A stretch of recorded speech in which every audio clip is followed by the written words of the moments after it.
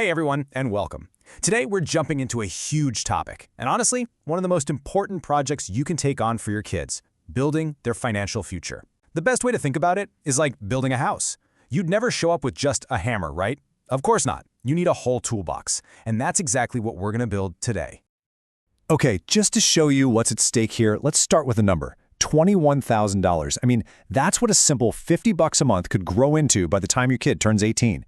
And that's all thanks to the magic of compound interest, where your money literally starts making its own money. It's proof that the most powerful tool you have isn't some fancy account, it's just starting early. But, and this is the big but, here's where it gets tricky. The financial world is just crowded. You've heard all the letters, right? 529s, UTMAs, Custodial Roth IRAs, and now there are even some new government-backed options in the mix. It can feel totally overwhelming and leave you just staring at the wall, wondering where on earth to even begin. So that's exactly why we've set this up like a tour of your child's financial toolbox. We're going to open it up and look at 4 essential tools, one by one, to see what each one does best. And then, at the end, we're going to put it all together and draw up a blueprint so you can see how to combine them to build a really solid financial foundation. Let's get to it. All right, first up in our toolbox, we've got the 529 plan. You can think of this as your specialist tool. If paying for college or trade school is a huge priority for you, this is the precision instrument designed specifically for that one job, saving for education. So what is it really? Well, at its heart, a 529 plan is an investment account that, in a lot of states, comes with this incredible triple tax advantage. The money you put in, you might get a deduction on your state taxes. Then it grows year after year without you paying any taxes on that growth. And finally, when you pull it out for qualified education costs, we're talking tuition, books, room and board, those withdrawals are completely tax-free from the federal government. It's a powerhouse. Now, this is where it gets really interesting, because there's always a trade-off.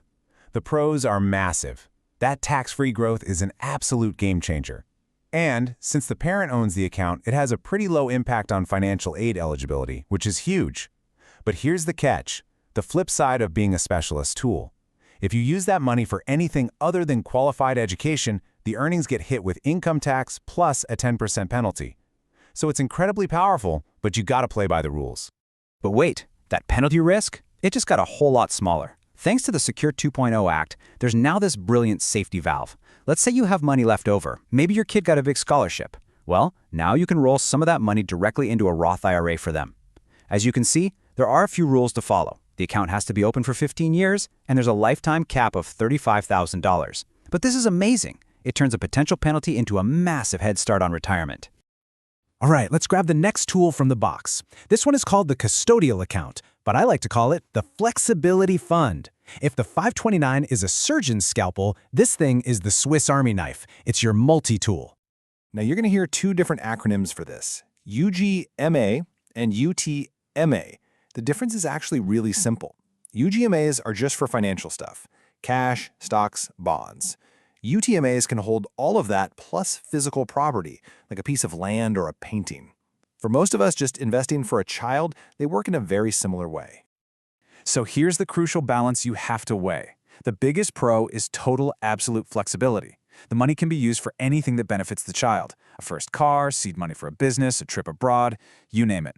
But, and these are 2 major cons, first, the money is an irrevocable gift. Once it's in there, it legally belongs to the child. Second, when they hit the age of majority, usually 18 or 21, they get full control. And one more thing, it's considered the child's asset, and student assets are weighed way more heavily on financial aid forms. So this type of account can seriously reduce the amount of aid they could get. Okay, our third tool, and honestly, this might just be the most powerful one of them all for building long-term wealth. It's the Custodial Roth IRA, the ultimate retirement kickstarter. So this is a retirement account that you manage for your kid, but, and this is a big one, you cannot miss this, the child must have earned income. This is not for birthday money or allowance. It has to be income from a real job. Babysitting, mowing lawns, working at the local pizza place. The amount they can contribute is capped at whatever they earned that year, up to the annual IRA limit. And check this out. This is why it's such a superstar. The growth and the qualified withdrawals they take out in retirement are 100% tax-free. Plus, the money you put in, the original contributions, can be taken out at any time, for any reason, with no tax or penalty. It has a tiny impact on financial aid, which is fantastic. Really, the only major hurdle is that earned income rule.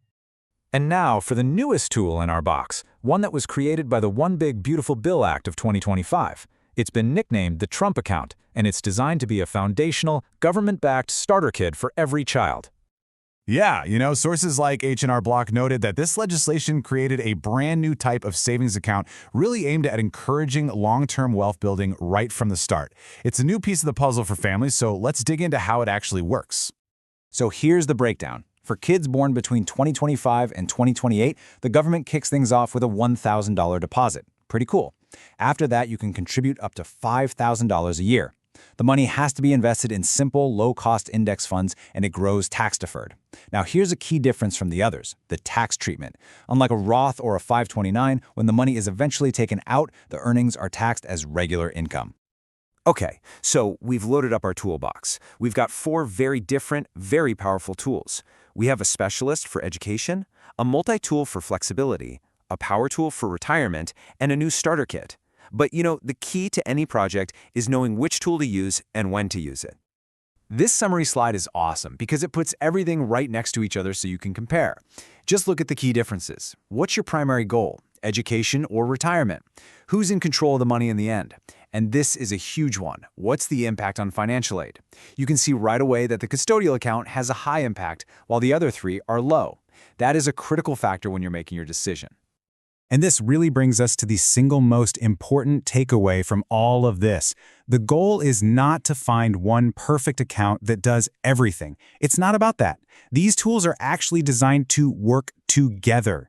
The absolute best strategy is to use several of them to create a complete financial blueprint for your child's future.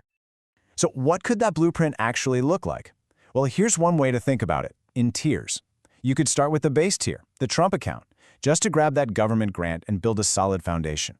Since it's a retirement account, it won't hurt you on financial aid forms like the FAFSA. Then you add the education tier with a 529 for those amazing tax benefits. The second your kid has a job, you prioritize the growth tier, the Custodial Roth IRA. And finally, if you need even more room to save, you can use the flexibility tier with a custodial account. In the end, even though we've looked at 4 really amazing financial tools, the most powerful asset you can ever give your child isn't in accounts at all. It's time.